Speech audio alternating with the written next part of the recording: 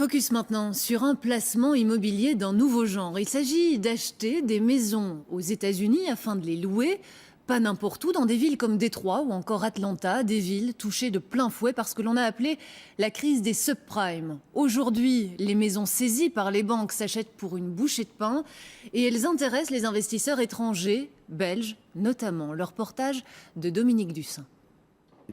Le marché immobilier aux États-Unis s'est effondré, les banques qui ont saisi des millions de maisons ne savent plus quoi en faire et elles les bradent.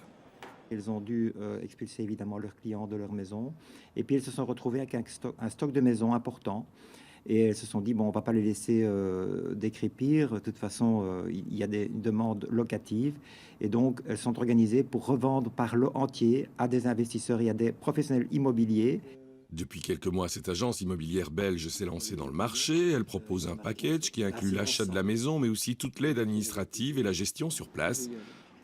Pour 30 000 €, on peut s'acheter une maison aux États-Unis qui rapporte plus de 10% par an.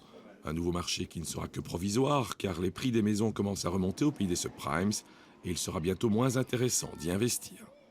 Les États-Unis, justement, peut-on compter sur leur dynamisme? Tout était parti, vous le savez, de la crise de l'immobilier là-bas. Y a-t-il aujourd'hui un redémarrage? Envoyés spéciaux en Floride, Jacques Cardoz, Laurent Desbois. Lorsqu'on fait le tour de Miami Beach avec Kobe, le plus grand architecte de la région, on ne profite pas seulement de la vue et des villas de milliardaires. Avec lui, on comprend vite que la reprise économique est toute proche. Son cabinet croule sous la demande. Dans le centre de Miami, oui, on a une demi-douzaine de permis de construire en cours. Là, vous voyez les deux tours à droite, on vient tout juste de les terminer et juste à côté, on démarre un immeuble de 80 étages.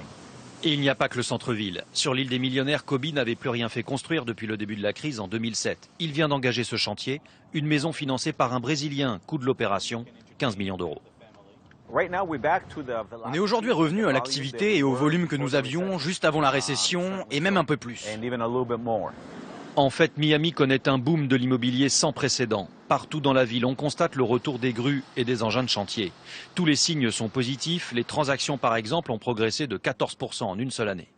Pourtant, souvenez-vous, quand en 2007, la crise des subprimes frappe les Américains, c'est en Floride qu'elle provoque l'effondrement le plus spectaculaire. Les prix baissent de moitié. Aujourd'hui, les investisseurs comme John ont retrouvé la confiance et sont attirés par ces prix attractifs. C'est un bon investissement. Il y a beaucoup de projets à venir. Il n'y a aucune chance que je perde de l'argent. Ça ne peut que monter. 98% de nos acheteurs sont des investisseurs qui viennent de l'étranger. Ils savent que c'est maintenant qu'il faut acheter. Pour cet agent immobilier français installé à Miami, le marché n'a rien de comparable avec celui de la période des subprimes, car aujourd'hui, il y a peu d'emprunts. C'est beaucoup plus solide aujourd'hui puisque tout s'est fait cash. Tous les investisseurs sont venus avec soit leur cash, soit avec un financement de l'étranger. Donc pour nous, ça revient à dire que c'est du cash. Et on est sur quelque chose de nettement plus sain. Les spécialistes estiment qu'en investissant aujourd'hui, un acheteur peut espérer une revente avec une plus-value de 40% d'ici 4 ou 5 ans. C'est le signe que les perspectives sont plutôt bonnes.